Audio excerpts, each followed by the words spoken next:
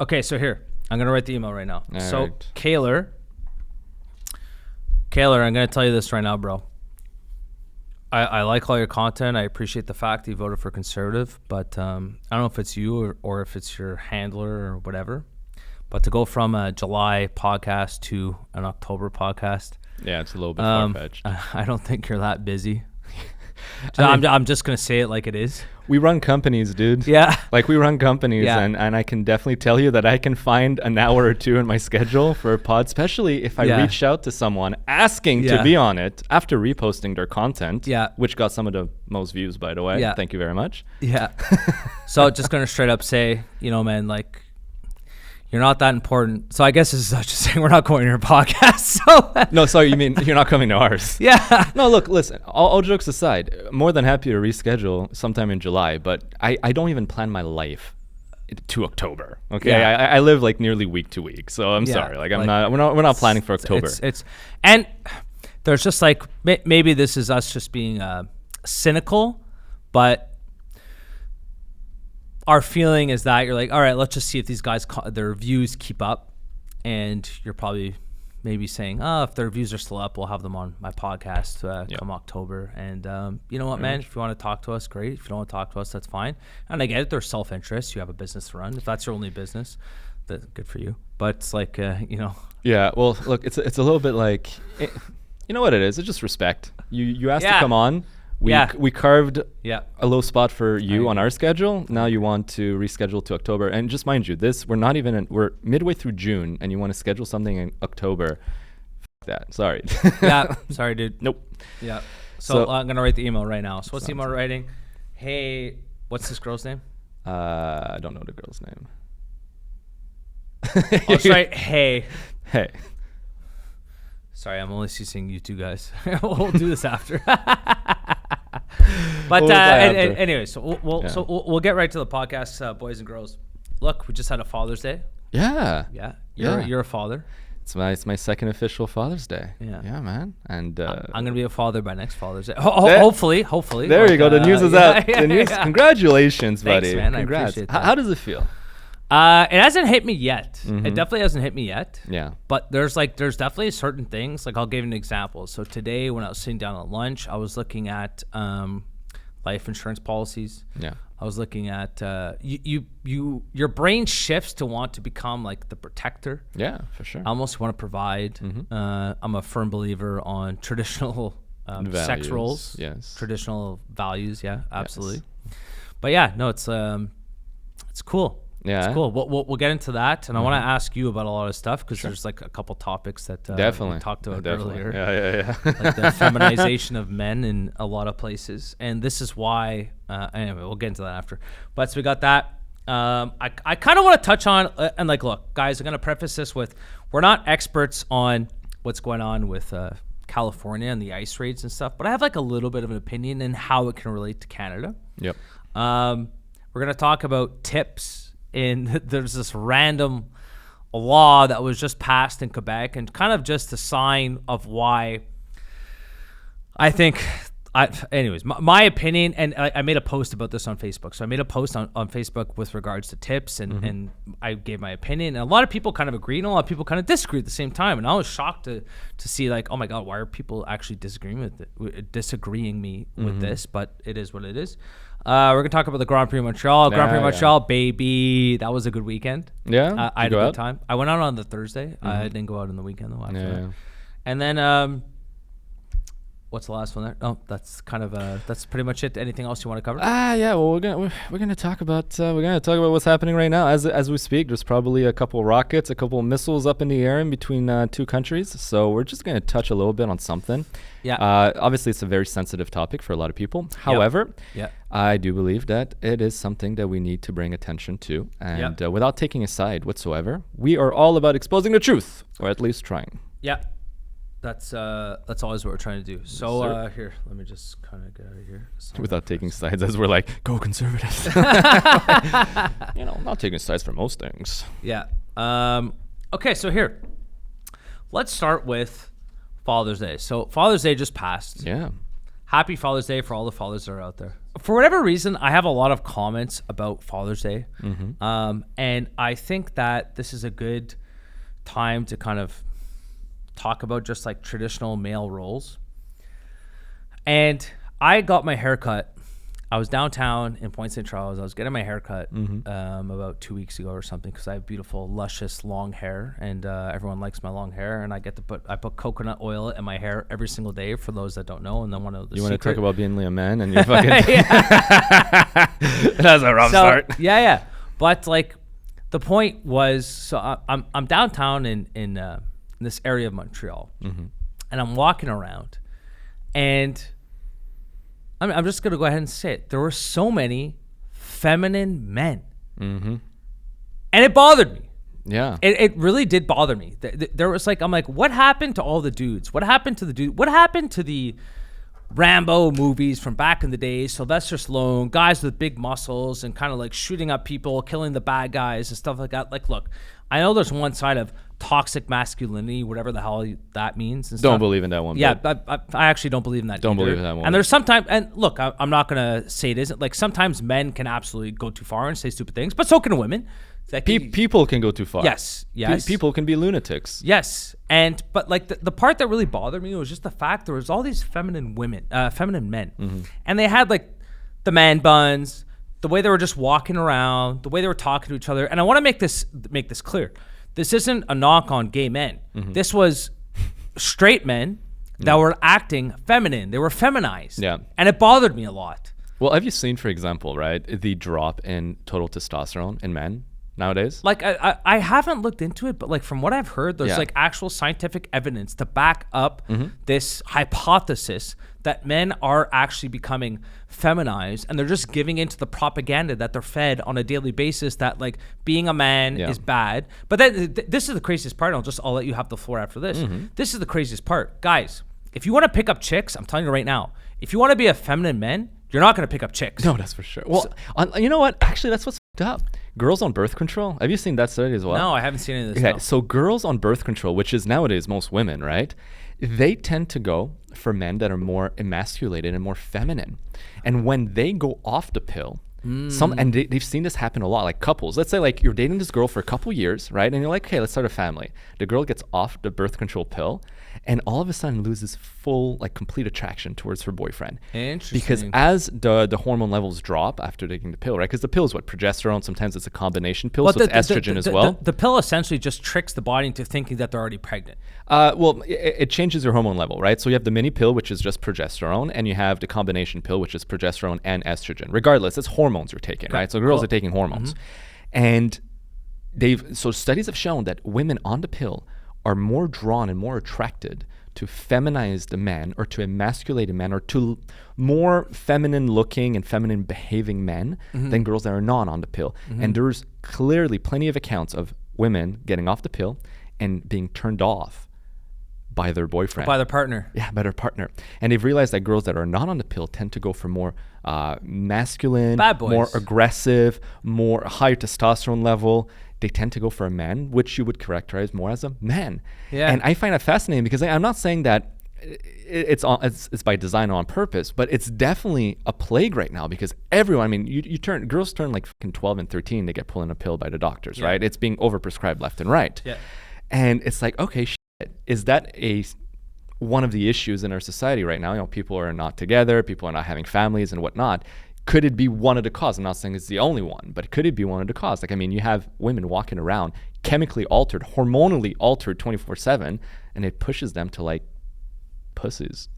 Yeah, but it's just like, and I kind of want to get into this with you as well because you have a son. Yeah, and it's just like the fact that my girlfriend's pregnant, and you know I'm gonna have a kid. I'm not sure if it's a boy or a girl yet. Excuse me, but if it's a boy, I want to raise a man, and it's causing me to think about like your brain shifts, and you've already gone through it. I haven't gone through it. I'm just starting it, but like my brain has definitely shifted and going like, if I'm having a little boy, I want to raise him to be a man. Yep. And it just, I don't know, like when I was walking around downtown, it just made me think a lot about like, hey, what the hell is going on here? Why are there so many fucking pussies around me. No, like I'm sorry, they look like bitches, and they're walking around and just like they all had, and they weren't even gay. Again, I want to make it clear, I'm not shitting on gay men. It was feminized men.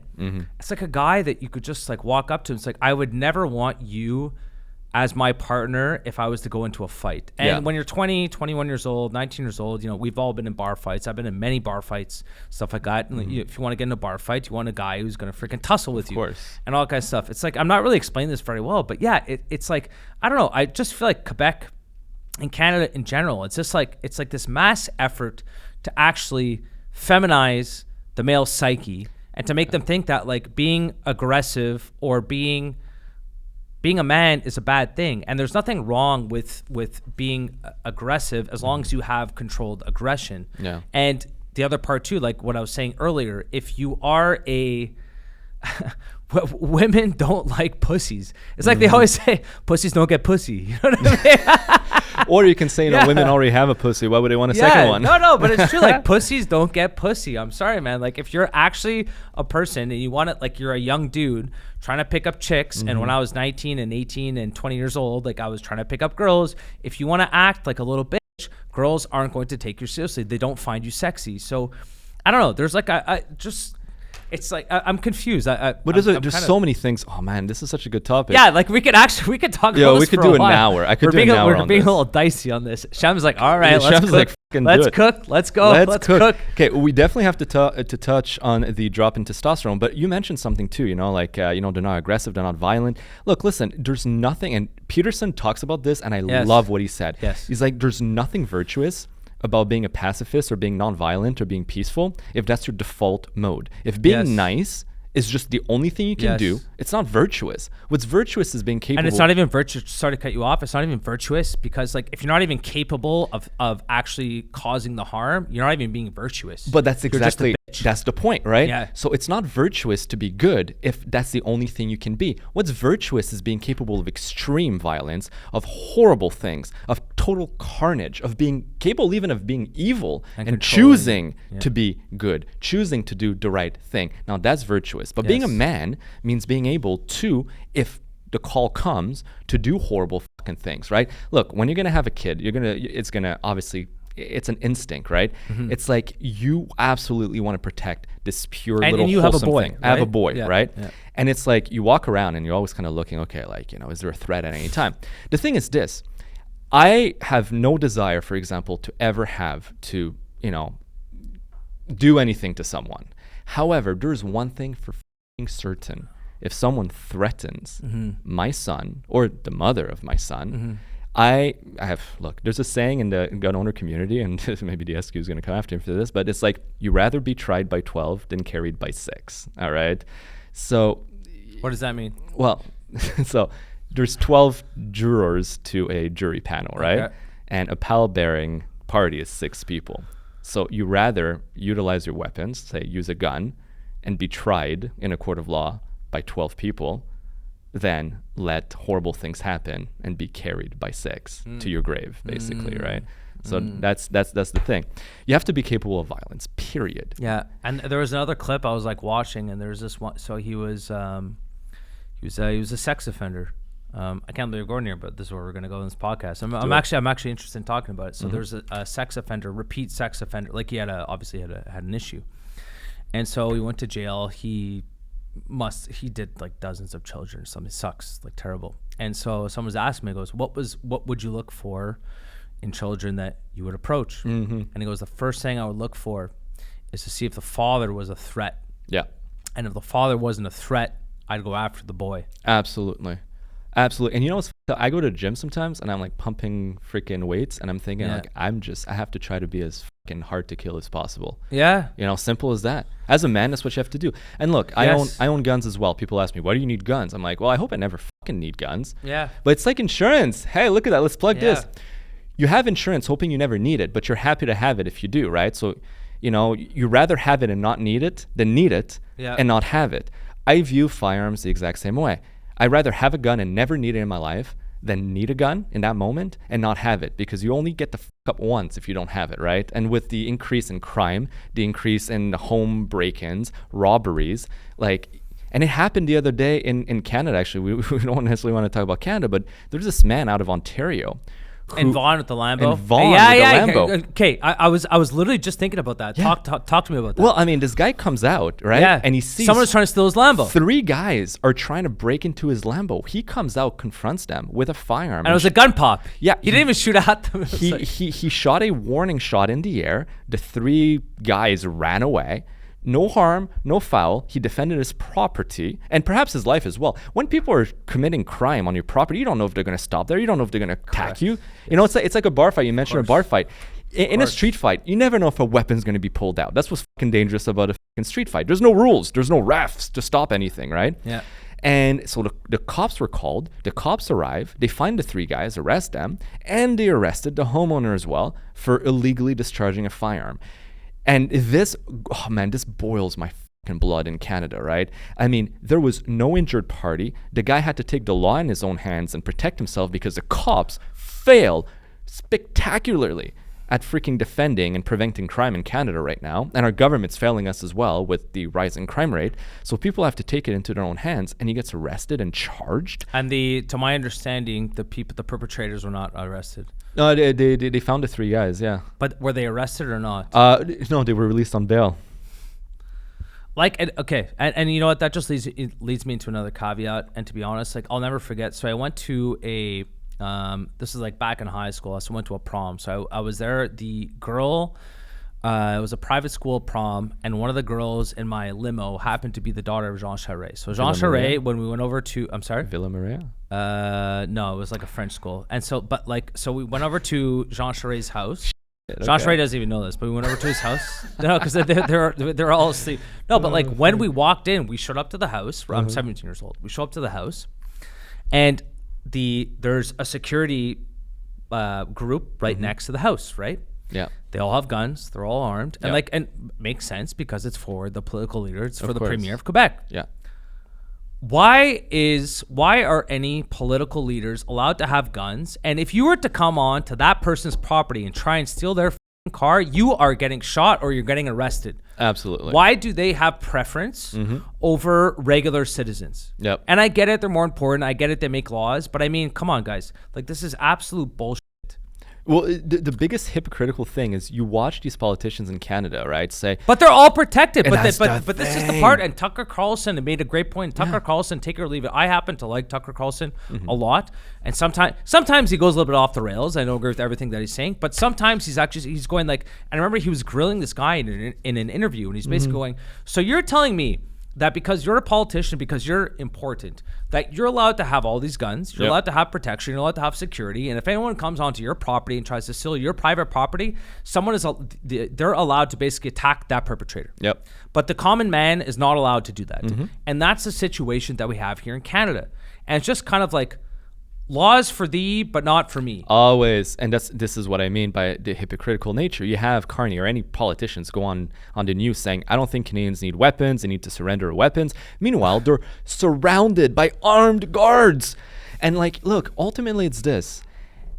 Okay, so do you know the response time in Toronto, our largest city in Canada, for a priority 1 call, the most important urgent call to the police? How long it takes on average? I'm going to guess it's probably an hour.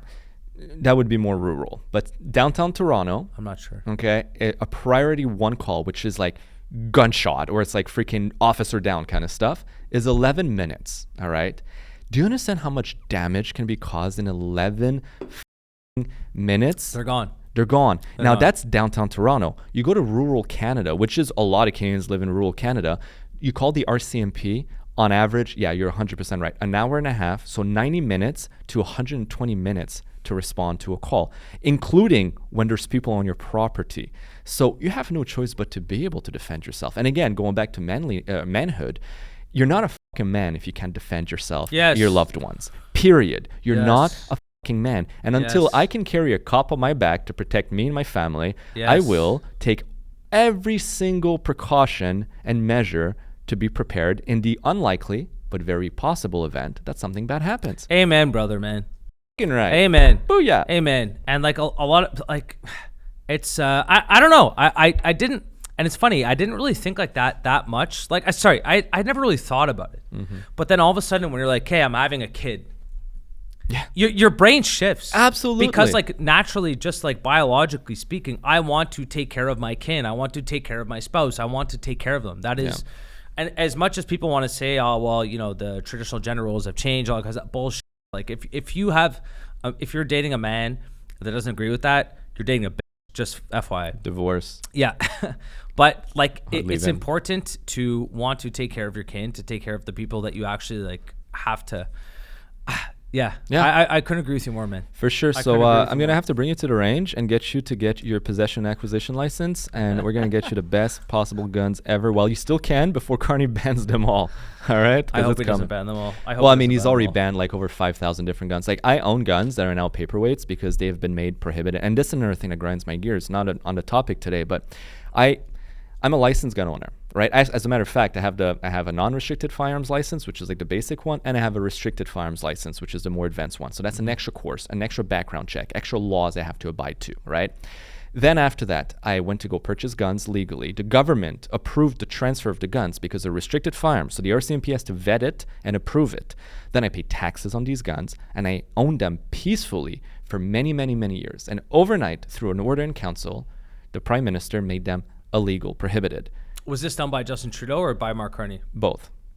Yeah. So now all of a sudden, this gun that was lawfully possessed, and again, this is private property. This is not even about guns. It's about private property ownership rights, okay? Yeah. Now, that gun is sitting at my place doing nothing. I'm not allowed to leave my house with it. I'm not allowed to use it. I'm not allowed to do anything with it. I have to sit pretty and wait until the government comes and buys it back at a predetermined rate, which is... Do you think that this is like a bigger... Okay, this is twofold. Do you think this is either A, governments pandering to people thinking that whenever we have a gunless society that it's safer, which I don't agree with, or B, do you think they are actually trying to have citizens of Canada have less firearms so that therefore when they want to have more control, it'll be easier to take it? Like I'm actually at the point now where I think that we're coming to a point, the amount, how they're trying to always take away firearms, I think we're getting to the point where it's like, hey, this is actually getting a little bit ridiculous. Are you doing this just so that when you do try and stage a coup, that it's just easier to do it? I mean, because like if you just think about the United States, and like this is something we're talking about the United States. The United States, one of the reasons why they have such an issue with gun control is because the country was founded on uprising against the Brits. Yep. And the Brits at the time were trying to take away their guns so they could come in and take control of the United States easier. Yep. And a lot of people don't understand the history of this. Yep. But it's embedded in their DNA. This is why they love guns. Absolutely. And you will never take away the guns. I'm sorry to say this. You will never take away the guns of Americans because it is in their DNA. Oh, furthermore than that, it's on the Constitution. It's one of their God-given rights. Yes. The Second Amendment of the U.S., my favorite, states that a well-regulated militia, being necessary to the security of a free state, the right of the people to keep and bear arms shall not be infringed. Now, a lot of people that are for gun control say, yeah, but it says a well-regulated militia. Two things. You have to look at historical context. A militia is not an army. A militia is every able-bodied men that are citizen bending together to form resistance. So that's you and me, for example. We could be the militia of Canada. That's number one. Number two, well-regulated does not mean, in today's context, you have to look at the dictionary back then. Today, regulation or well-regulated means like full of laws, full of red tape. Back then, when you said something was well-regulated, it meant in good working order, well-equipped, ready to go. So a well-equipped and ready to go group of able-bodied citizen being necessary to the security of a free state, the right of the people to keep and bear arms shall not be infringed. Would you say that it's mostly feminized men or non-feminized men that want to take away the guns in the United States? Well, actually, statistically, it does show that, so we touched a little bit on this, and this actually, like, I want to talk about the drop in testosterone in men. Yeah, have you ever tested your testosterone level? I haven't, but like, no? I have my Whoop. I get all my Whoop data. I hope that one day they track everything, but that I check everything. I got my blood pressure. I got my HRV. I got my resting heart rate. Health, I got man. I got a triathlon this weekend. I'm like, I'm in very good shape. You're in top-notch shape. I'm very healthy. Yeah. Well, we got to get you, and I'll send you the link, right? So I got I test my testosterone levels every year, at least once a year. So, and I have this company here in Canada that does it, right? We'll get you to try it out. Sure, yeah. We'll get you to try it out. Me, it came back. I tested it 2 or 3 weeks ago, and it blew my mind. Obviously, like, up or down? Oh my God! Here, I'll show you the results. I'll show you the results. Here. You'll be able to tell the camera. I know right away that it's up just by the way you're talking. It's like so obvious it's gonna be up. I own guns, by the pew pew. You know what I mean? No, but it actually surprised me in a odd kind of way. Here, this is the app testosterone profile. Here, take a look. What does it say? Damn. All right, we got high testosterone level, high, very nice. SHBG in the green. Testosterone free calculated, high. Testosterone bioavailable calculated, high. That's nice. Yeah, I'm too high. That's the issue. Too high? It's too high. Are you roiding? No, I'm not. I'm not on any exogenous testosterone whatsoever. So, you need to be feminized. Yeah, I need to be feminized. Stop watching all the Andrew Tate videos. So in numbers, in nanograms per deciliter, that's what's calculated in, I'm at 956, which is above the reference range in Canada. In the US, it's considered normal because in the US, the reference stops at 1,000. That actually probably explains a lot why you are, whenever, because we have conversations about this all the time, and I don't want to say your content can be confrontational, not towards me, but towards the audience, I guess you could say. Yeah. And you have no issue with it. Mm-hmm. Well, Tate spoke about that, by the way. Yeah, but they did a study that was super interesting. Tell me. So they took participants, they brought them in a room, and they were told, the participants, that they were going to be part of a study. Little did they know, the study started when they got to the waiting room. All right. And they had like 4 actors in there that were pretending to be participants, and the one person being studied. And they would go in the waiting room, sit down, and just, it's quiet, the music's playing. And then at one point, the 4 actors would just stand up for no reason. Okay. And they'd stay there, and then they would like sit down. And then randomly 2 minutes later, they'd stand up again. Like really just randomly. And they wanted to see. All simultaneously. Yeah, same time. They wanted to see if the 4th person would start standing up as well and following the herd, or they would just be like, what the fuck is this? And just do his own thing. And what they wanted to test was actually the testosterone level of each of them. So all of them were tested for testosterone prior, okay?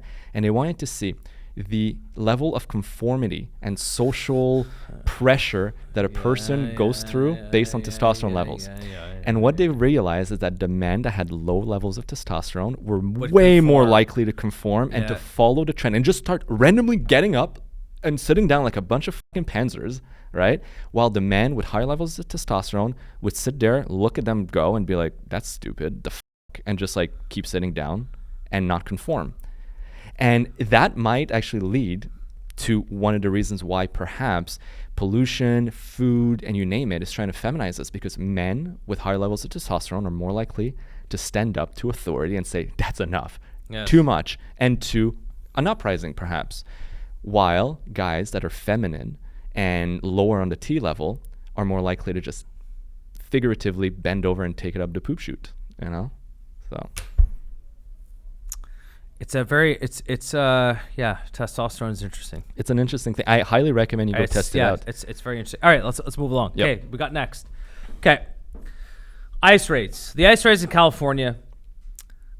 Long story short, Trump trying to kick out undocumented immigrants, illegal immigrants in the United States.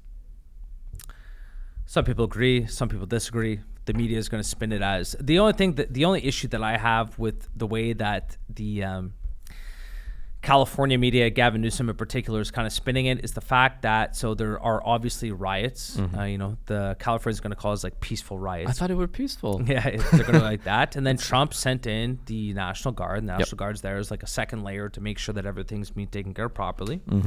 And then all of a sudden, Gavin Newsom and all the California politicians are saying like, oh, it's only because of Donald Trump that we have all of these riots. Otherwise, this never would have happened. Yeah. And I don't want to focus too much on this because you know what? I'm not that educated on this part here. I happen to believe in if you're there illegally that you probably shouldn't be in the country. But then it begs, there's another question to ask. Well, if they're there illegally, but they've been there for 30 years and they have children that are there legally, it's not like as simple as just saying, okay, get the fuck out of the country. So it's like there's a lot of nuances in it. And I was educating myself over the weekend. So, but it's not so much that. So Trump right now, he has a goal of deporting 3,000 illegal immigrants every single day. It's not that much of a difference between him and Obama. Back in the day, just the media will spin it as, oh, only Trump's doing this. But my question is this.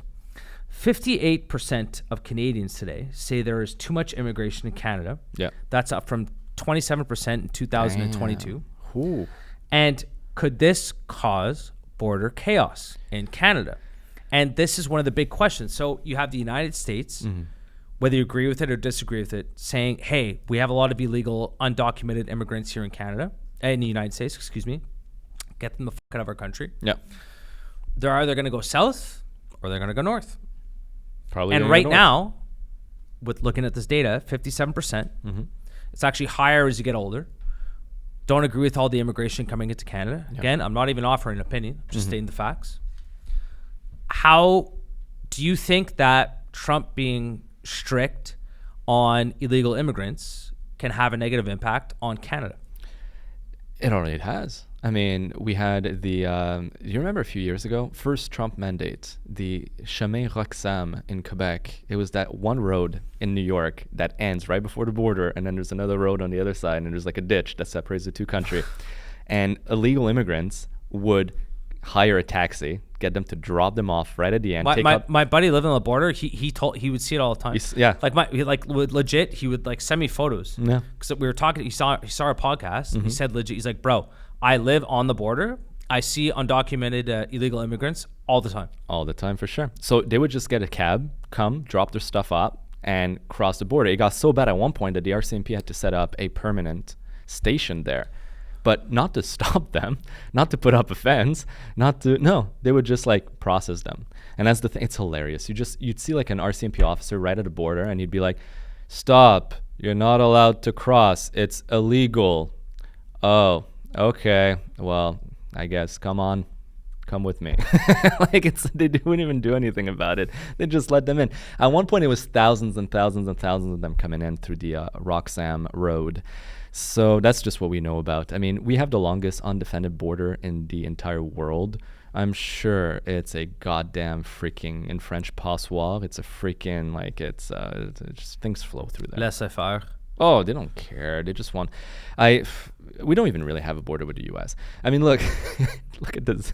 The zins that I went to Daigneault to buy the zins, right? Yeah. Thank God for the natives there, but I mean they're American zins. They're illegal in Canada, but I mean, how do you think they got in Canada? Well, through. I actually have a buddy. So he was he came back into Canada. So he went to New York for, I think it was a day. Okay, came back. He bought some jewels. Okay, jewel pods. Yeah. So he came back. And it wasn't a 3% jewel pod. It was a 5% jewel pod. Apparently, they're illegal in Canada. Okay. So he comes back. So he goes, do you have anything to declare? Yeah, I just bought these jewel pods, 5%. Goes, you're not allowed to buy that. Goes, I don't know what to tell you, man. I bought 5% jewel pods, which, by the way, they were legal in Canada like 4 or 5 years ago. Remember during the jewel craze, everyone was doing jewel and all that kind of stuff. So everyone had them. They detained this guy, and they were at the point of basically going to arrest him. And my buddy is just like looking there. He goes like, "Are you fucking serious?" Like, bro, I brought in a 5% jewel pod as opposed to a 3% jewel pod. But just like all the regulation, all this, it's kind of just. But I mean, it's God. Okay. Speaking of illegal immigrants, because people are going crazy with the ICE raids in the U.S., right? Yeah. And like, I was curious. I was like, okay, is the U.S. immigration system that like strict or whatnot, right? And then lo and behold, I got like a few data sets here for penalties for illegal entry in other countries. All right. So if you enter illegally Singapore, that's 6 months in prison. If you enter illegally Russia, that's 2 years in labor camp. If you enter illegally India, I don't know why people would, but anyways, that's 8 years in prison. Pakistan, 10 years in prison. North Korea, obviously, death penalty. And, you enter here in Canada or the US and even Europe, and what do you get? Free housing, healthcare, education, food, public transport, cell phones, cash, freaking taxi rides for free. It's like, come on, guys. A country can only be a country if it protects its borders. Immigration is not bad, but illegal immigration should be penalized at the full extent of the law. And then there's also the other aspect of like looking at it where basically what about all the immigrants that are waiting in line? Exactly. And then how to and it's also very often that immigrants that live in the West today are even more critical of the illegal immigrants because they're the ones that had to wait in line. So much. You know what I mean? It's like they're the ones that are going to, what the hell is up with this guy? Like I had to wait 2 years, 3 years, 6 months, like 5 years to get into this country. And they had to pay lawyers and they had to do the things right. But there's also, it's like the bigger point. And this is where I actually I get really fucking pissed off about this. I'm just going to go off a little bit on this. Go ahead. It bothers me a lot, man. I can't understand why so many people complain about Canada and complain about the United States and complain about all these fucking countries when in reality we're the ones that everybody wants to come here. Yeah. So stop calling our nation racist. Stop calling the way that we live the wrong way to live. If you don't like it, get the fuck out of our fucking country. Yeah. Okay? That's like the first thing. The second thing is the fact that like if you're living here and you happen to be a person that's burning a flag, if you want to go down to Mexico, let's say, for example, you're in Mexico and you're in a cartel county and you're burning a Mexican flag. Get shot. You're dead. You're dead. You're dead. Yeah. And I bet you in a lot of other countries around the world, if you're burning a flag, that nation's flag, and you're not from that nation, even if you are from that nation, you're dead. Mm-hmm. Why do we accept it here in Canada, and why do we accept it in the United States when someone comes around here, especially if they're an immigrant, and they're burning that flag? Absolutely. Get the fuck out of here then. If you don't like it, get the fuck out of here. I know. And but like this is where we have to actually start. And I know, me and you, we're going to look at us and go like, oh, you're white, you're privileged, you're this or that. Like everyone's going to start talking about all that shit. It's going to make it a race thing. But at the end of the day, man, bro, if you're here in this country, you're a guest. Period. You're a guest. Come assimilate to the culture, just like you would have to do in any other country. Absolutely. And fucking get with the program. It's not complicated. I was having a discussion with a girl from Pakistan.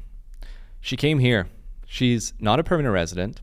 She's on a visa, and she's like politically charged, like telling Canada that we should defend Gaza. And like, I don't give a fuck whether it's Gaza or Israel. I don't give a fuck about any of that. It's that you came to our country as a guest. You're not a permanent resident. You're a fucking visa holder. And you're going to come and demand things from our government? Get out of here. Yeah, exactly. Get out of here. It's like walk into your home, right? Let's say you're having a dinner with some friends, right? You invite your friend over and you're like, come. And they walk in and they start saying, honestly, I don't like the paint. And the lights are too bright. And I don't like the way you put your furniture. And by the way, for the food that you cooked for me tonight, right? It's not good enough to my fucking liking. Dude, f*** off, period. You know? So it's the exact same thing. Nobody forced them or force her to come to this country.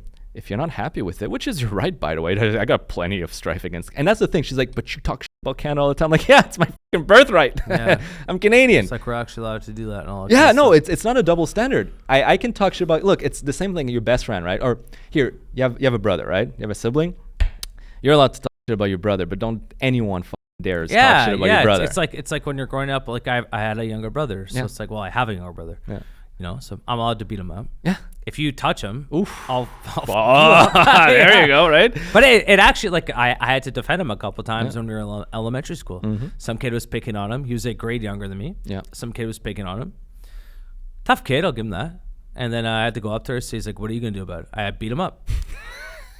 No, because back in the day, but like this is the other thing. I guess we'll just go back to the first topic we were talking about. Men. I will always say this. My mom would always say, no, go tell the teacher. And my dad would pull me aside. No, but my father would pull me aside and he would say, son, you don't go tell a teacher. That's not how life works. Mm-hmm. You punch him in the face and you fight him, because how life works is no one is going to be there to defend you. You have to actually fight your own battles. If anyone comes to pick on you, or anyone picks on your younger brother, you punch him in the fucking mouth and you fight him. And like, that's how life works. Thank God. And this is why we need dads. Absolutely. And that's why we need dads. Yeah. I mean, households without fathers, oh man, on every god statistic, do poorly. Yeah. And I looked it up real quick because I'm like, I remember reading about him, but I'm like, I need to get it down here. All right. Let's compare households between single mother households I know. and households with both parents. Okay. And by the way, this isn't to say that like there are households that don't have fathers that like where the boys, it has more of an impact on the men. It does, yeah. But there are still men that like they make it out and they figure it out and all that Absolutely. kind of stuff. But you're right. For the overwhelming statistics. Statistically, yes. Statistically, it's not. Well, and before we even dive into it real quick, and this is just an opinion based a little bit on maybe science, but I think before the age of 5, whether it's a boy or a girl, the mother is more important than the father. Right? The mother brings nurture, brings safety, brings stability. This is what a young kid needs more and above than anything else. But a 5-year-old boy isn't used to conflict yet. There you go, right? But as a 5 and above, this is where a father is so important, because then the father is going to bring a role model to emulate. It's going to push the kid out of its comfort zone. It's going to encourage the kid to take risk. For a boy, it's going to be, hey, this is the example you have to follow. For a girl, it's, hey, this is what you should expect from men. Yes. Right? Yeah. Bang on. Well said. So well said. A father's super important in a household, but both parents are super important, but they serve different purpose at different times, right? But now let's compare real quick, right? Single mother household to two-parent household, right? On poverty and income, single mother households are 5 times more likely to live in poverty under the U.S. Census, right? The average income in the U.S. for a single mom is $36,000 a year, whereas for married couples, it's $93,000 a year. That's a huge discrepancy. In Canada, 45% of single moms are low income versus only 11% for two-parents home, according to StatsCan. On education academic success, the high school dropout rates for single moms, well, kids with a single mother or kids raised in a single mother household, 12% are high school dropouts versus only 5% for two parents home. 14% of kids graduate from college that have single moms versus 36% of kids that have two parents graduate from college. That's, again, a huge discrepancy. Now, the bad one, crime and delinquency. Children without fathers are 2 times more likely to be arrested as juveniles and 3 times more likely to end up in jail by age 30. That's huge. And in terms of violence, youth violence, 63% of mass shooters grew up without a father. And I would assume that, like, what's the percentage of mass shooters? 95% male or 100% male? Nearly. They're all male. Nearly, right? Yeah. So it just goes to show that sometimes being beaten up by your father prevents you from shooting a school. No, but for real, having a man, and that's a topic too right now. I'm jumping from, I still have a couple things I want to talk about, but in Quebec, I looked it up. My son's about to turn 2 in 2 days. Oh, nice. Okay, he's going to be 2 years old. And I keep joking with his mother. I'm like, finally, I'm going to be able to beat him up. Because in Quebec, under civil code, physical discipline of a child is only allowed from age 2 to 12. Yeah. And obviously, it cannot leave like harm or physical harm. It cannot leave marks, blah, blah, blah. It has to be proportional. And she's just like, don't you dare touch our son. And I was like, nah, you don't understand. You'll probably be the first one to slap him, by the way. But no, I think it's, what's your take on that? You're going to be a father, right? Like, do you believe in physical discipline? Look, I don't believe in physical discipline to the point where you're beating the shit out of a child, where they're bruised and they have to hide their bruises going to school the next day, and they're actually traumatized and they have other trauma that's going into other parts of their life. But no, I definitely think that, look, there has to be a little itty bitty sliver of fear where it's kind of like raising a dog almost. And so, like, I'll give you another example. So, like, I'm being dead serious. Dog. So I have this dog that came over. So I have my dog, Bella. She's 10 years old. Very, she doesn't really listen. Well, she's old now. She can't teach an old dog new tricks and all that kind of stuff. But we have this new puppy that just came in. So this new puppy, Ryder, he just came into the house. The new puppy, Ryder, when he just came into the house, very smart guy, not trained at all. And he was a male. And so he comes into the house and we had him for like a week, running all over the place. He's going like this. He's eating Bella's food. But he doesn't mean any harm by it. He's just not trained. Yeah. And so by the end of the week, and this just goes to show that he wasn't a dumb dog. He was smart. I had to discipline him. I didn't enjoy it, but I had to grab him. I had to freaking like, hey, what the hell are you doing? I had to do the leash training. I had to physically hurt him, not hurt him like badly, but I had to physically kind of grab him and say, what the hell are you doing? Yeah. But the point I was trying to make is if you go to a family of dogs, how do the mothers train the dogs? Through physical discipline. Yep. Mothers physically will bite at their dogs. They will growl at their dogs. They will tell the dogs when it's right and when it's not right. I think that humans, at the end of the day, if there is not that little itty bitty sliver of fear coming from the men or even the daughter for that point, but more for boys. Yeah, it's more for boys. It's like even me growing up, I was never afraid of my mom because she would never do anything. But like, just you wait till your father gets home, and you're like, oh, and then the dad gets home, and you know you're about to get your ass spanked. Amen. And I hated it at the time, but in hindsight today, like, it's the best thing ever. It's the best thing possible. It's the best thing ever because there has to be, like, if there are no consequences, and consequences, I'm sorry to say, putting a kid in their room is not a consequence. No. When you actually have a consequence where it's like it's going to hurt and going to make you cry. And I remember growing up, like, there were a couple times where my dad would literally, like, he never really hurt me, but like he would, bro, he fucking body slammed me like hard a couple times, man. No, and I was being a shit. Yeah, but you deserved it. That's the thing. And he kept saying, if you don't stop doing this, I am going to discipline you. Mm-hmm. Like, and he would say, go, keep doing that. I'm going to do it. And I would go, da, da, da, da, da, da. And he'd go, I'm telling you one more time, you do that again. And I would do it again. And he would go, all right.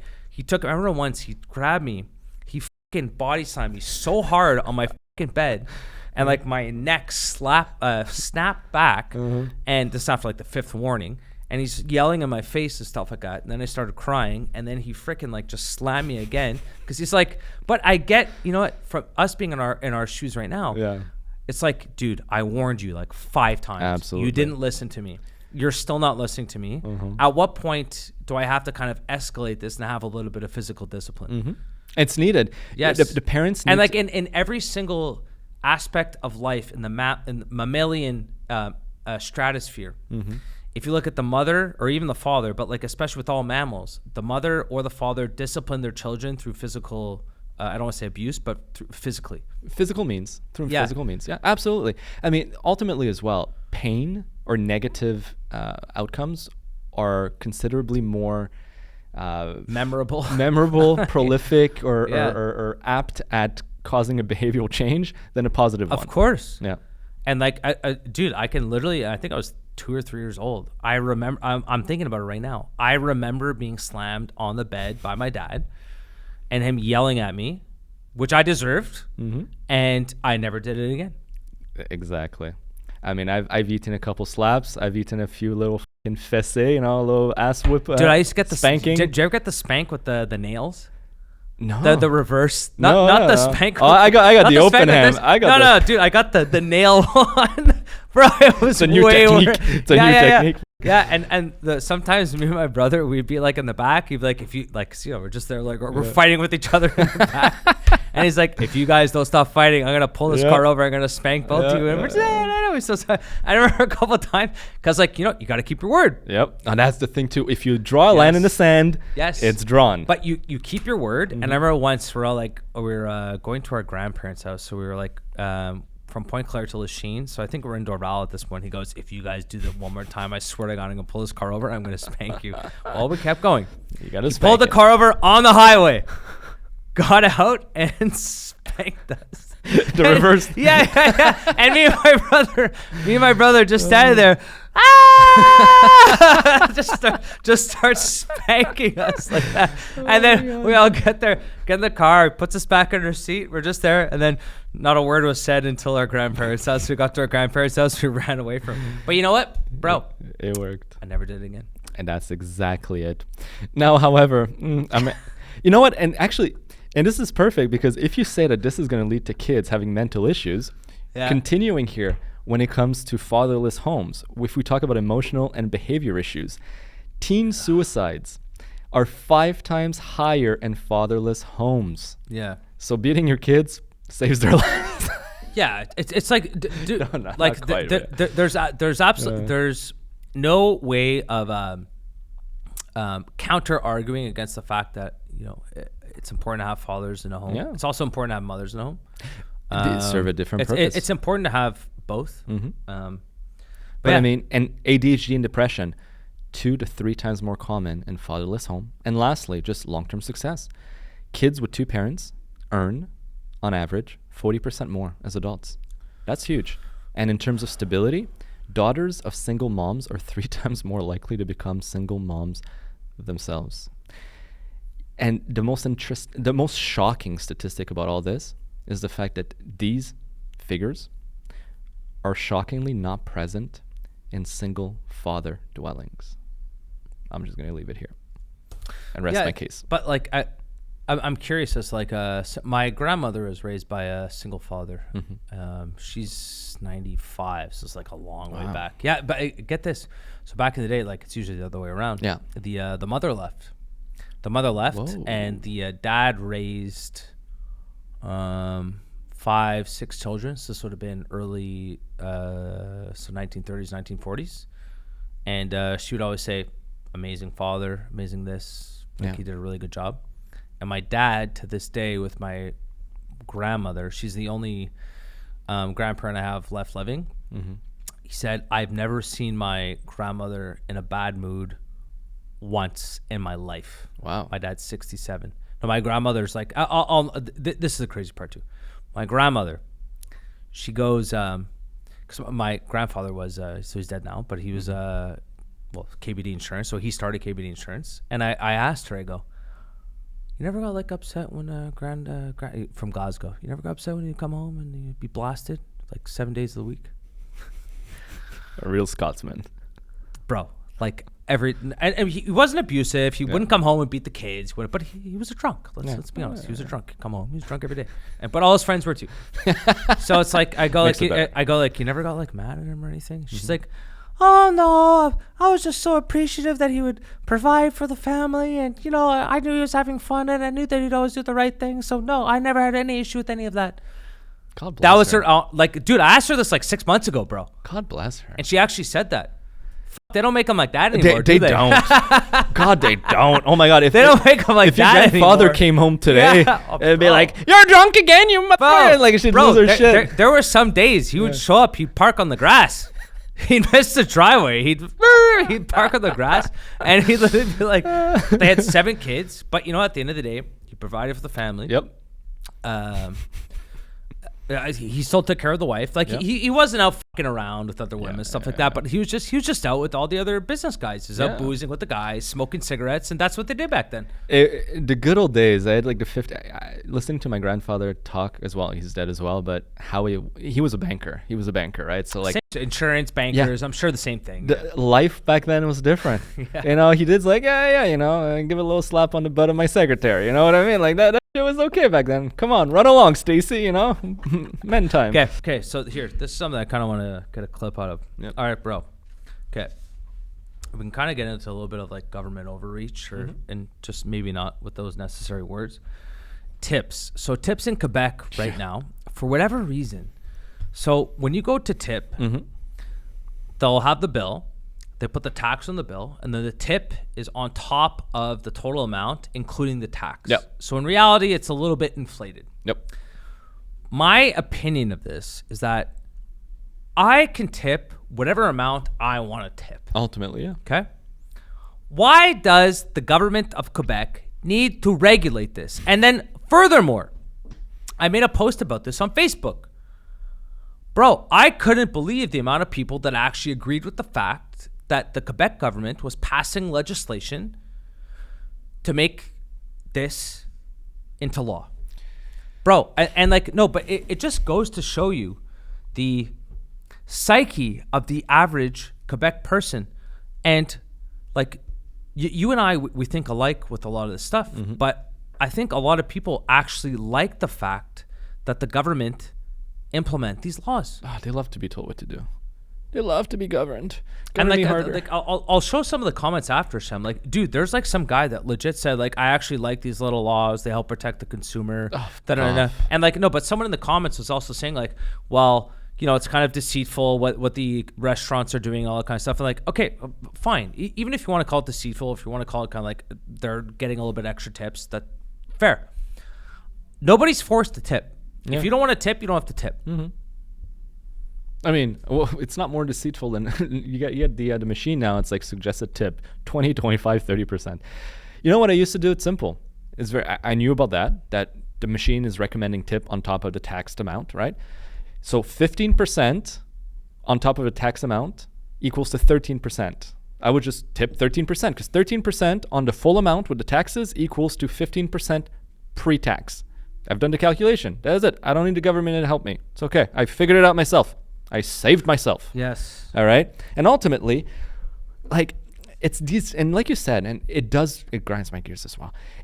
They need to fucking stick their nose in every strata of society.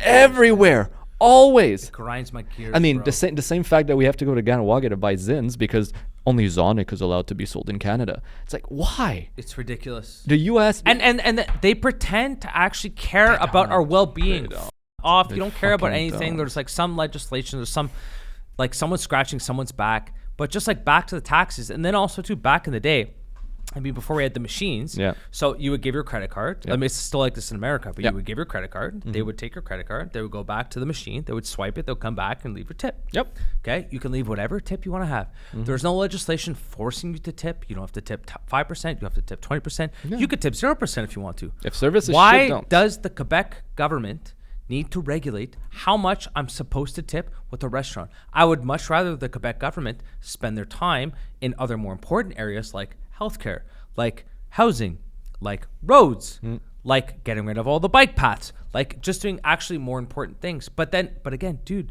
back to the Facebook post that I had. People actually appreciate this. Can we pull it up? I want to see this. Dude, I'm going to share it right now. Here, I'm going to read the post right now. Dude, I couldn't believe it. I'll read you the comments. Okay, so this is the post, one of the posts I made. So the Quebec government just passed a law about tipping. Why? We're all adults and tipping isn't even mandatory. If I want to tip, I'll tip. If I don't, I won't. Politicians need to stop pandering. This is such a dumb law. I don't need the government telling me how much, how little I need to tip. So here are all the comments. So we definitely need to. Thank you, and this Victoria. is one. So Brandon, not whatever. And then here's one. I went to elementary. So here's like a little thread. I went to elementary school. This guy, he's an artist. Oh. My understanding is that so when we hand you a machine to pay, the percentages are pre-tax. The way it's been, that 50% tip button is really more 17% tip because it was based on the number of tax. Cool. Okay, dude, this guy agrees with it. Sure, but it's kind of a dirty to put 15, 18, 20. And like, I don't disagree with that. That's fine. But like, again, you're not fucking forced to tip any, like you don't have to tip anything.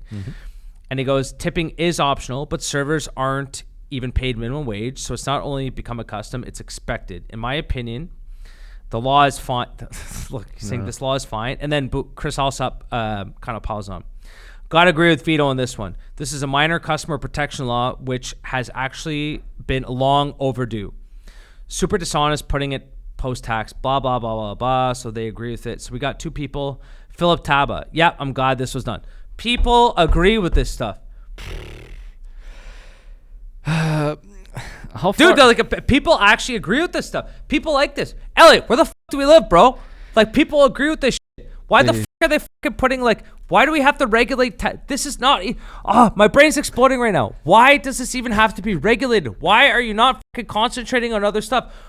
And you know why? Because fucking politicians, they know that this fucking gets votes. It gets people right. Because people are stupid. People are stupid. Does Vito wear a mask alone in his car?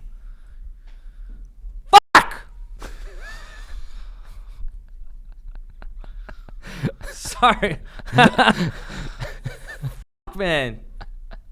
No, it makes me so sad. People are stupid, bro. I love this. Not Chris, not Vito. You guys are smart. But it's like, but like, fuck, man. Why does this have to be regulated? Everything has to be regulated. Because, and like, this is the point. If you read a history book, when you start regulating this, it doesn't stop at this. You start regulating other things. And it's like, this is the part that disappoints me so much all the time. Well, every strata of society is regulated at this point in Quebec and Canada. Can you think of one thing, like one activity you can do without some permit or license? That's a great segue. Do you want me to get into the next thing? Do it. Montreal Grand Prix. All right, so you want to make a couple extra bucks over the weekend if you want to rent out your principal residence? Let's have side gig. So let's say, for example, you live in downtown Montreal. You have a nice condo, you live in the Rockabella, you live in the you live in the you live in the Broccolini condo, you live in, but you know. Yep. So if your principal residence, if you want to rent it out over Airbnb or VRBO, one of the major platforms, okay, you can only do so between June 10th and September 10th. Okay. Oh. I didn't know this until today. Neither Thanks did to I. Grok. Thank you, Grok. So get this. So you want to make a couple extra bucks Grand Prix over the past weekend, which I'm sure a couple of people want to do. Number one, you need a $300 permit from the city of Montreal. Okay. And a classification certificate from the CITQ.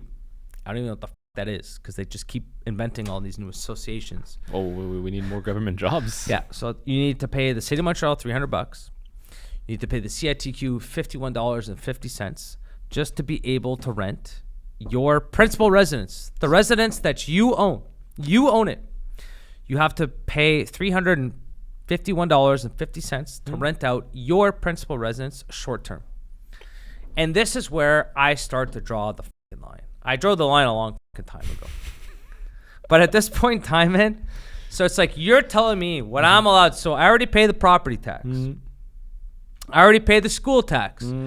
I already pay the income tax. I already pay the CRA. I already pay the Quebec government. I already pay the CNESST.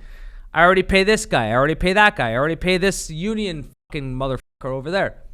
And now the principal residence that I own, that I have bought after tax dollars, that I want to rent out, I got to pay another goddamn fucking permit to rent out my fucking principal residence? And don't forget, you're going to have to pay income tax on the money you generate from yeah. there. I got to fucking get another fucking permit from you fucking guys from the property that I fucking own? Yeah. Are you fucking kidding me? That's what it's at? Don't this you dare. This is what it's come to. Yeah. And no, but what's the reasoning for it? Why do they want that? Why do they need to permit? What does it fucking do? Dude, it's like, I think honestly, the biggest part, I mean, follow the money. So if we're looking at it realistically speaking, I think that a lot of hotels are going, well, I'm paying all this tax. I have to pay the property. They have to pay all the taxes as if they're running a business. Yeah. I think I don't have an actual like hardcore answer. I think that the hotel lobbyists were saying, "Hey, I gotta have all this. I gotta pay all this overhead. I can't compete with Airbnb or VRBO if they don't have that overhead too. Yeah. Because otherwise they're gonna be able to cut the costs. I'm gonna lose consumers. I think that's the bigger reason behind it. But at the end of the day, it's like, okay, look, I can understand where a hotel would lobby against that. If you have like a rental property and renting out short term on VRBO or Airbnb, fine. But my principal residence, fuck off. I live here. If I want to rent out my principal residence when I want to whom I want, that's my fucking business. And that's the thing. When are we ever going to get back to a point where it's just like people are allowed to run and live their fucking lives? Never, until the system breaks. Yeah. You know, as long as they're peaceful. Look, listen, of course, if you're going to like cause harm on someone, like sure, get the government involved. But for the most part, why do we need to be nannied through every fucking step of the way? Everything. Like you said, everything. Everything. And that's a thought experiment now, and that's why I asked you, and I ask again.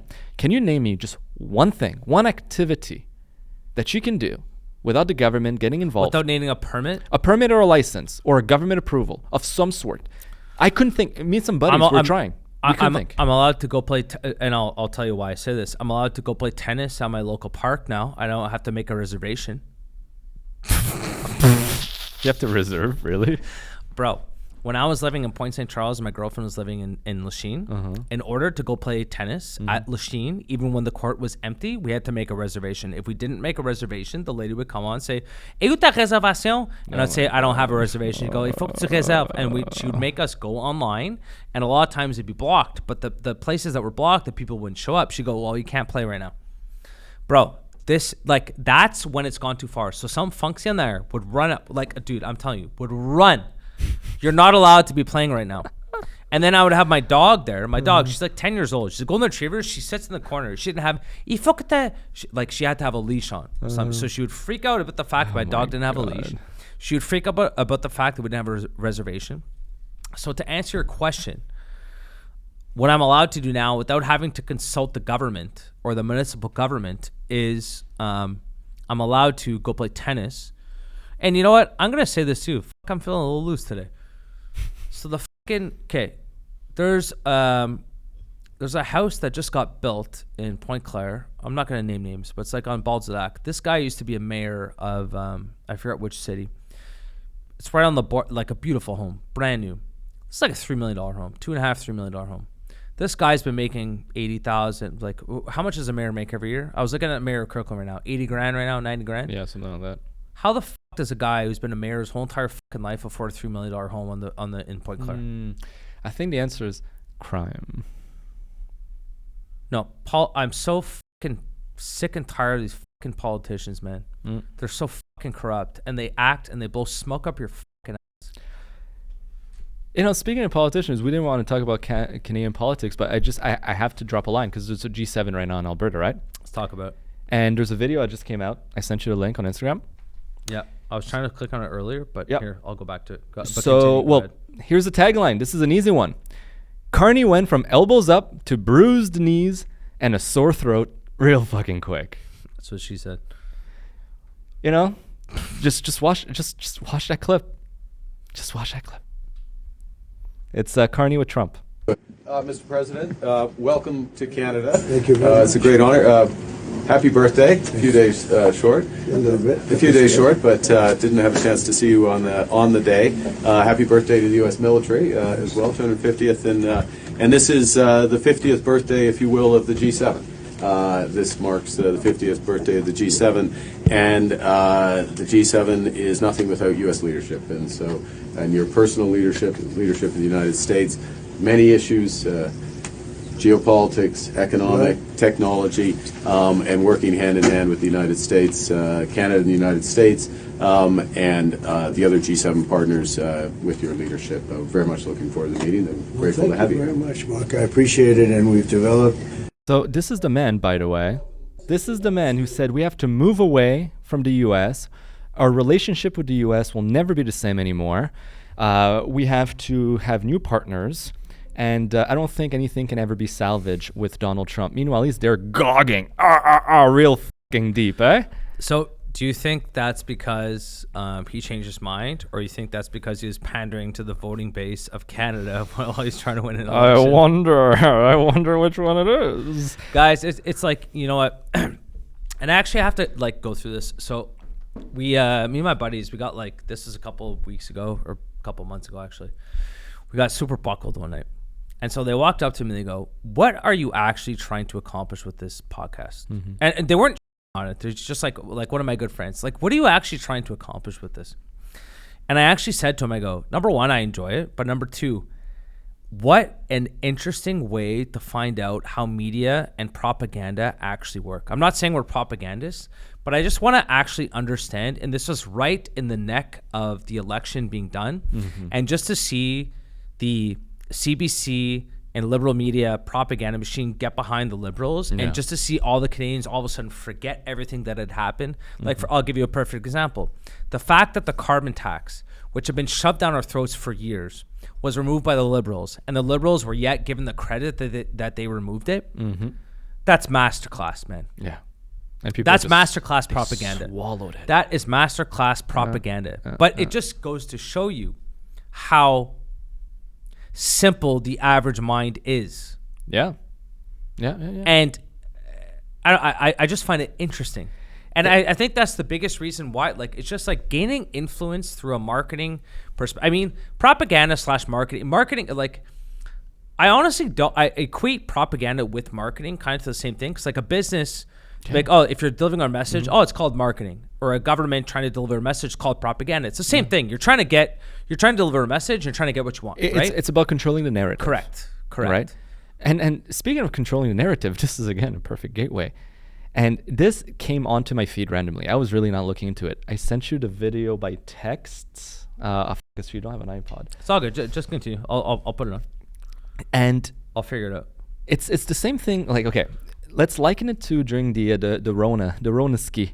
How it used to be like it's 100% safe and effective, and then it's 98% safe and effective, and then it's 90% safe and effective. Yeah. And just people forget that they slowly but surely bring you to the point where it's like you forget about the truth. Same thing with the carbon tax. I still love the fact that they called it, Canadians make more money from the carbon tax than they pay. And then they remove it saying it was too divisive and now you're going to get a rebate in your pocket. Gas is going to be cheaper. It's like, wait, what? And people are just like, yeah, swallow it. Like, they're like, give me more, more. But yet at the same time, they just moved it from the consumer to the industrial base, and it's going to be passed Except in Quebec, of course. Oh my God. And this is another thing that pisses me the off right now. Yes. Did you see how Quebec removed the floor price for gasoline? So obviously right now Quebec is under a little bit of pressure because all 9 provinces have considerably cheaper gas because there's no more carbon tax. But Quebec still has its consumer carbon tax on gasoline. So Quebec, in its infinite wisdom of taxation, instead of saying, you know what, we're going to remove the carbon tax as well and give a little bit of a breathing room to the people that are crumbling, they said, you know what, we believe that the best way to promote lower gas price is to remove, and I didn't even know that existed, we had a floor price, a minimum, la Régie de l'énergie du Québec, every day set out per region the minimum price that a gas station had to sell gas at. It's like the maple syrup guys. It's the supply management. They had supply management we have it for milk, for chicken, for maple syrup. It's supply management for gasoline. So no gas station could sell lower than what the Régie de l'énergie set out. So Quebec said, we're going to remove that. The best way to lower price is to allow gas stations to compete against each other. Mind you, gas stations already have margins, okay, at the merchant level of 1 to 2 cents per liter. Okay, I don't know what the they're going to compete on, right? Because all the taxes. So it did drop the price by about 1 to 2 cents. But we're still 30% higher than the rest of Canada because Quebec loves its taxes. Again, another fucking tax. It's not going to work, so I got to get into the TikTok, but we can put that in the clip after. Sure. So then I'll just say what it is, and you can clip it if you want, if you think it's good. But ultimately, all right, it's so as we know right now, Israel and Iran are exchanging military, love letters, love letters, blows. Right. And I'm not here to pick a side. The only thing is that we mentioned propaganda. We mentioned controlling the narrative. And there's 2 things that jumped at me right away. The first is the fact that right now, Israel did do a preemptive strike, right? So they did attack a sovereign nation, right? And as such, committed an act of war, not that they care. But their reasoning is that it is an existential threat that the regime in Iran would have nuclear weapons, and they are only a few months away, under their new intelligence report, from acquiring nuclear weapon. The clip that I sent you, and that hopefully we can play, is news media and various Israeli politicians, mostly Netanyahu, over the years, from 2025 all the way back to 2000, going on TV or going in front of the parliament saying that Iran is only months away from acquiring a nuclear weapon. Iran is weeks away from acquiring a nuclear weapon. Iran could have nukes anytime between now and the next 3 months. And they just keep doing that. It's like climate change. Florida is going to be underwater in the next 20 years. New York is going to be underwater in the next 5 years. It's just they keep pushing the ball further and further away. So this is why I don't believe for 1 second that Iran right now out of nowhere is an existential threat, because they use the exact same message that they've been using for 20 years, and yet they never struck for the last 20 years.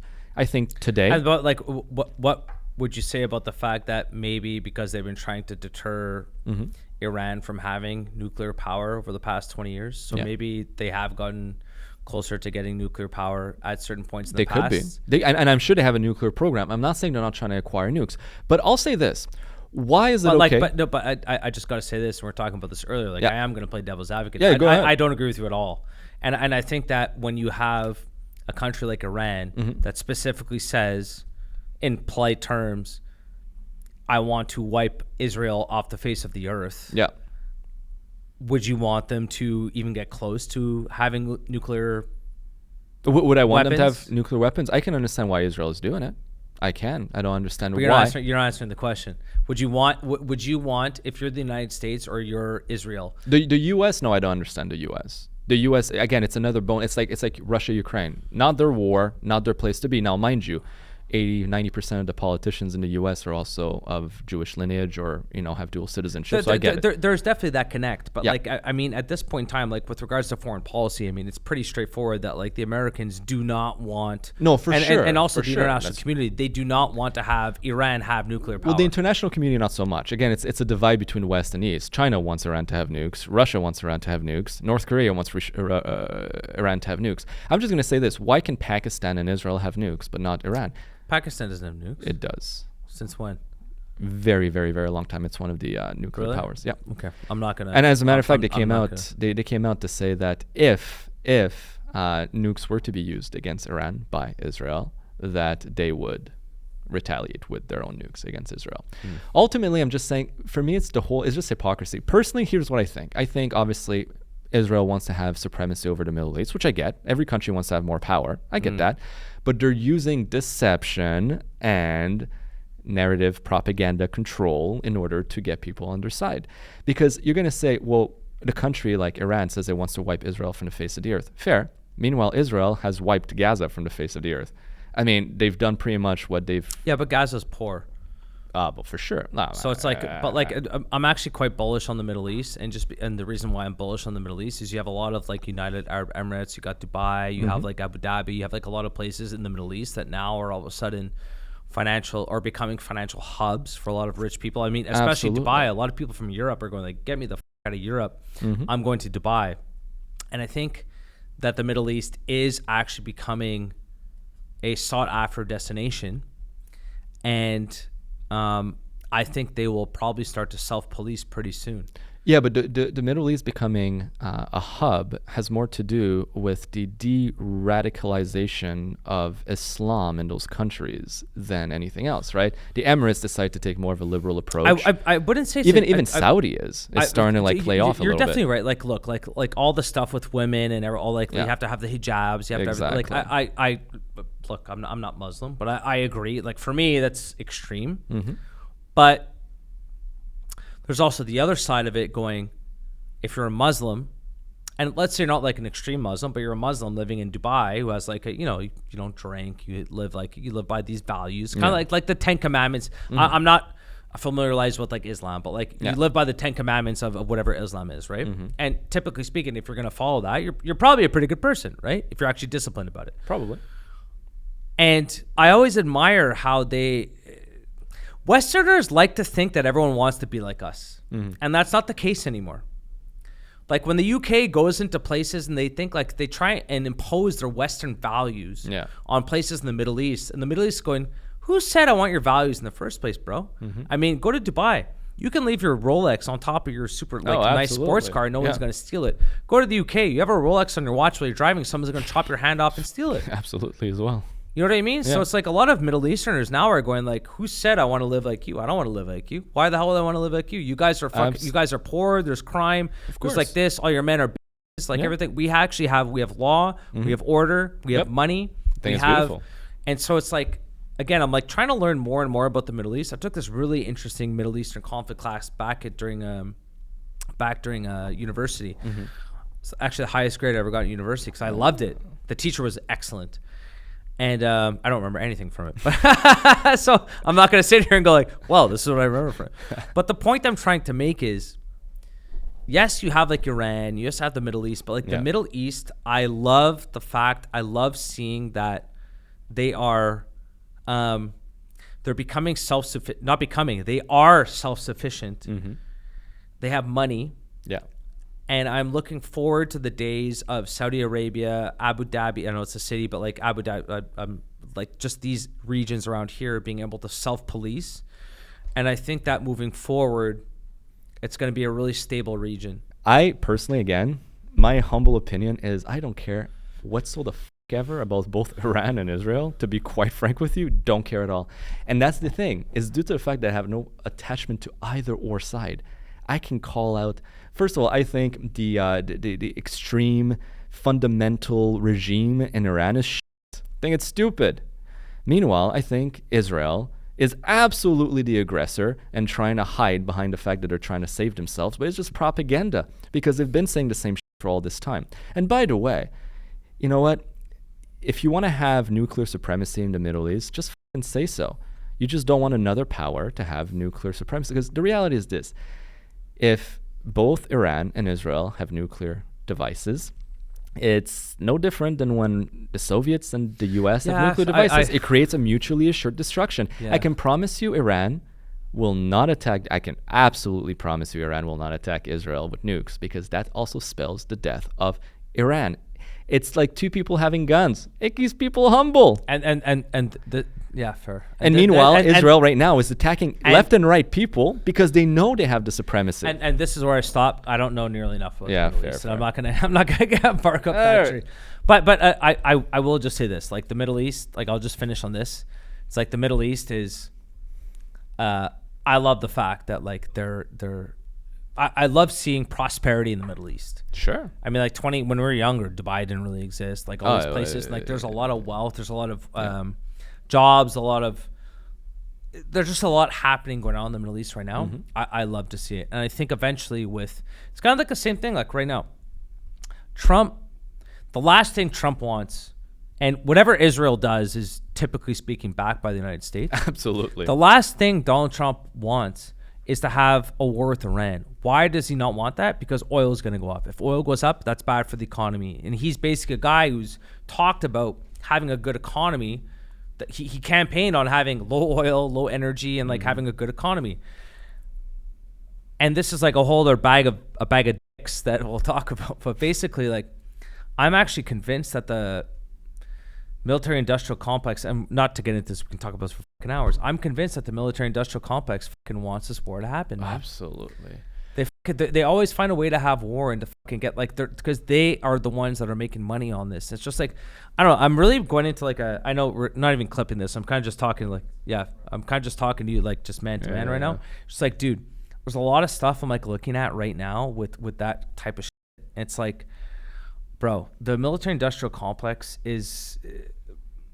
I'll send you the clip after. It's Tucker Carlson with I forget the guy, geopolitical expert, like really close ties to a lot of these politicians, really great at foreign policy and everything. And he's straight up saying like, bro, Trump doesn't want to have this war. The military-industrial complex within the United States is always finding a way to make it happen. Yeah, they do. There's a reason why Palantir is trading at 300 times earnings. You know what I mean? Yeah. It's like they got to sell their fucking drones. You know what I mean? Coming, man. Oh, the whole world is fucking. Europe is begging for war with Russia. The Middle East is fucking tearing itself apart. Everyone wants to fucking go to war. If you want to get like, and this is the point about Europe though, they are so fucking delusional. Yeah. About the fact that they think they can have a war with Russia. They're absolutely delusional to think that. And it's like murderous. Like you're going to send a bunch of guys, like this bothers me a lot. And I try and inform myself as much as possible. We never talk about it on the podcast. These guys, Keir Starmer, Macron, they want to actually go to war with Russia. Russia's going to can decimate them. You want to send 30, 40, 50,000 troops into Russia to be fucking massacred? No, dude, it's like actually, and it just makes me look through history. This is why I'm so cynical about everything. Nothing fucking changes. History doesn't change, man. You get the fucking people at the top who fucking send people in to be slaughtered and they all die. Nothing changes. And it's all they mask it as like, oh, I care about you and I'm virtuous and I actually really care about them. Oh, I'm so sorry your son died. They don't care. They don't care at all. And in a weird way, it's like one of the reasons I actually like Trump. He's the only president who actually seems to not want to just go to war left and right. He doesn't want to go to war. And furthermore, he's got so many kids. Yeah. And for me, that's a good thing. Yeah. He's got 5 kids. When's the last time you had a world leader that had that many kids? Yeah. And grandkids, by the way. And he's very close to his grandkids. By the way, one of his granddaughters is a great golf player. Yeah. You know? Yeah. So Kay, whatever her name is. Yeah, I've seen her. But also, too, and like, look, I'm not going to pretend that he's like this super virtuous guy. It's like, I don't want to have war because people are dying. No leader would ever get elected on that. He doesn't want war because it's bad for business. No, it's bad for business. Unless you're in the military industrial complex.